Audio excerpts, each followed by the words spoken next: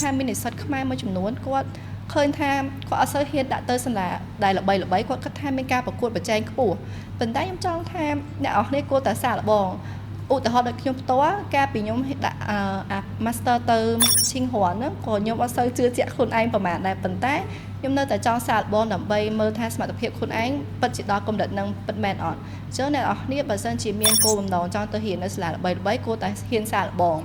ហើយជាមួយចំណុចមួយទៀតដែរខ្ញុំឃើញថានិស្សិតដែលគាត់អត់ហ៊ានដាក់ទៅរៀននៅសាលាល្បីគាត់អាចជ្រើសរើសសាលាផ្សេងទៀតព្រោះដោយសារនៅប្រទេសចិនជាក់ស្ដែងទៅនឹងទីក្រុងប៉េកាំងនិងទីក្រុងផ្សេងសិតតែមានសាលាល្អជាច្រើនហើយមានជំរឿសាលាហើយនឹងជំរឿជំនាញយើងរើសបានច្រើនដែរហើយជាចុងក្រោយក៏ចង់ជូនពរទៅកាន់និស្សិតដែលគាត់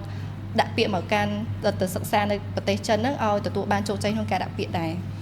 អរគុណ iPha ហើយក៏អរគុណទៅកាន់ Health Education ជាមួយនឹង Camp Asia ដែរដែលបានបង្កើត podcast នេះឡើងដោយសារ podcast នេះខ្ញុំគិតថាវាគឺជា platform មួយដែលផ្ដល់អត្ថប្រយោជន៍ទៅកាន់និស្សិតដែលគាត់ត្រៀមខ្លួនទៅសិក្សានៅប្រទេសចិន